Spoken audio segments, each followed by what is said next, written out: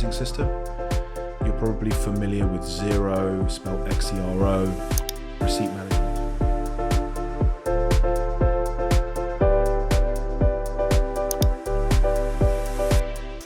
Yes, guys, so we are in for CEO Diaries, Daily Diaries, episode 2. Today, I'm going to talk about, I don't know what yet. Just picked up my Tesla. Highly recommend Teslas for CEOs. Effectively, and I've spoken about this a lot, but you might not watch my Instagram. If you buy a Tesla for 65k, after all the tax relief, we're ending up at less than 30k effectively, which is incredible. So it's just a no-brainer if you've got your own business to have an electric car at the moment. What I love about it, which I'll add, is that when I had a BMW, Porsche, Range Rover, I would call them up to make an appointment, sit on hold for ages. The traditional thing where you chuck the car in, you don't know when it's coming back, you've got no visibility, you just get random phone calls. If you're like me, you're busy. I don't want to be on the phone, and I don't really like people phoning me. I don't really like talking to people generally. What Tesla do is they open up a chat in the app. They update you once they've had a look. When do they think it's going to be done? And then when it's done, they ping you and say, yeah, you can come and pick it up. I don't even need to go inside and talk to the guys inside. I mean, I can do because they're really nice. I can literally just get in my car and drive away, and they know that I've picked up the car. It's just so efficient. So I think that kind of leads me on to one of my big takeaways from the mastermind. I think whether you're running an e-commerce business or you're running, let's see if I can tilt this. No, not really. An e-commerce business, or you're running a service business like mine, you have to, I mean, it's easy at the start when you're doing everything yourself, but I would really recommend mapping out all of your processes and then joining some form of mastermind that puts you in with a group of other entrepreneurs that are ideally slightly further ahead than you. So I flew out to the US. I was with entrepreneurs that run accountancy firms. The guy that I'm sat next to that I had a water with ahead of the mastermind is turning over 3.6 million a year. And so when I say, okay, well, I've got a little bit of difficulty with this process of how we onboard clients and making sure that what I sell is completely consistent with what's delivered. He says, oh yeah, we had that problem about 18 months, 2 years ago. Here's how we solved it. So the first bit of advice for today's diary is, as you do things, you need to process document everything. And that's how we make our business scalable. That's how we increase the value of our business. My reels this week are talking about investment. If you want to get investment, someone's going to come in and they're going to look at how process driven is this business. How well could we set this business up, take the owner out, and is it still going to operate in the same way, right? The second bit is, once you have that process, to be able to access others in your industry to say, well, this is my process. You know, what's your ideal process? Another way you can do it is to join or set up a piece of software. Like we use a piece of software for accountants, which has workflow templates, so checklists. Really good book on this, if none of this makes any sense and why it's important, is the Checklist Manifesto. I think on a side note, you know, vlogging in a car where you've lowered the suspension and stiffened the suspension and fitted anti-roll bars, low profile tires, I mean, it looks cool, but I'd imagine the video is going to need a little bit of editing. Anyway,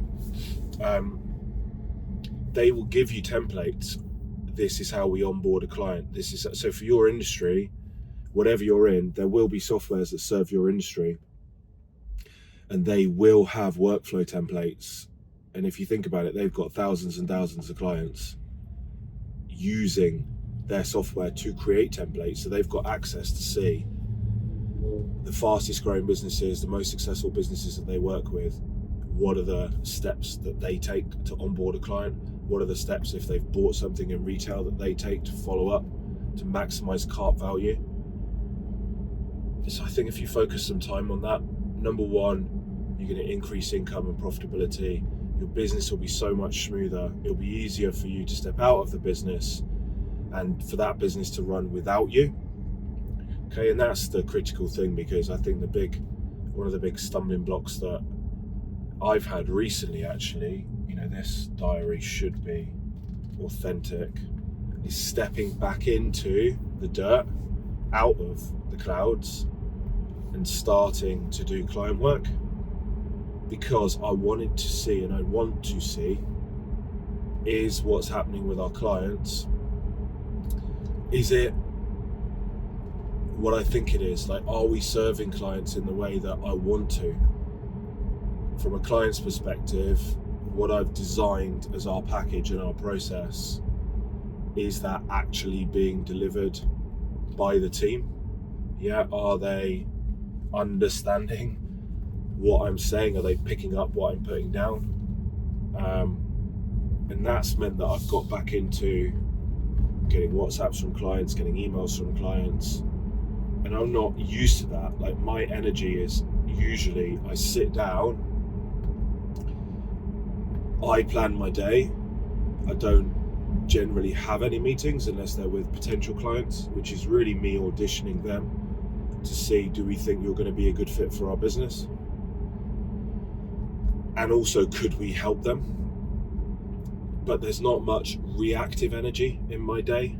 In the last few weeks, I've realized I've been getting more anxious and more stressed, because there are demands for my time and expertise coming in, which I haven't had for a long time.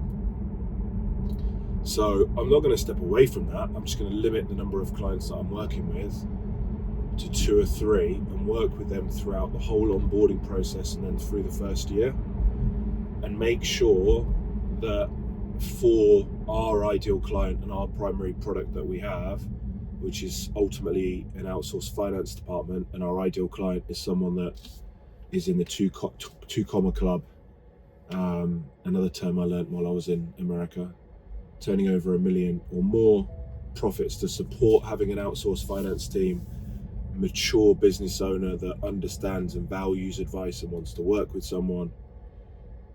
And we have one product for that, which is bookkeeping, accounting, tax planning, strategy, support, dashboards, metrics, all the stuff you should be doing if you had a finance team. So is that actually being delivered, right? So one thing is set the workflow, one thing is make sure you've mapped it out, one thing is document what you do, but you're going to step away then for 1 year, 2 years, 3 years. You're going to be up in the clouds doing strategy. You are not going to be doing client delivery anymore. And my recommendation, and this is something that Gary Vaynerchuk said, is just get down in the dirt from time to time, even if it does stress you out. Limit the amount of clients that you work with, or limit the amount of individual purchases, if you're a business, retail business, that you walk through from start to finish. Even if you've got an e-commerce business where someone purchases online, go and reach out to that customer and ask them about their experience. And don't forget, when you're scaling, so long as you're still in the business and you haven't exited and you're acting as CEO, then that is part of your role. If you're not and you've appointed a CEO, then that's fine, because that will be part of their role. I've got loads more I can talk about this actually from the mastermind, and learnings about operations and just lessons. So maybe we'll leave that for the next one. Lessons from me working with businesses that are super successful, brand names that you would recognize, industry leaders, that have got to a really, really good point financially, but they are stuck because it's literally just them in the business. They have no one else in the business.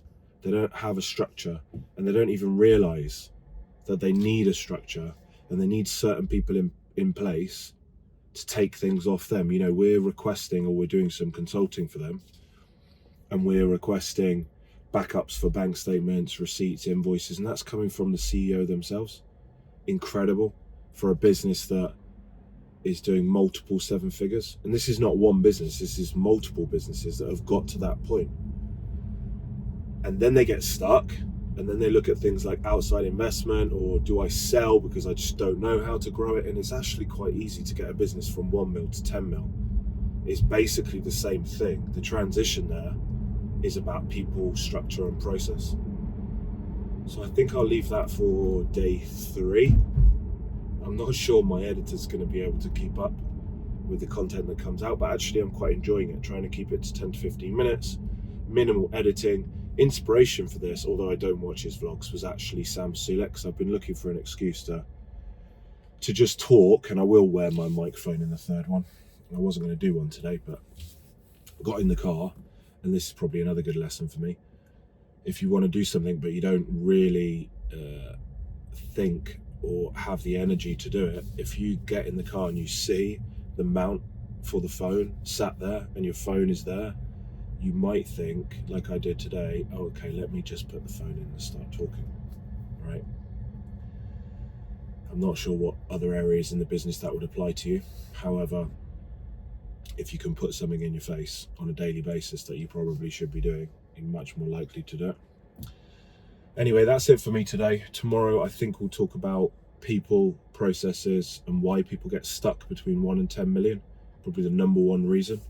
So stay tuned if you are a business owner.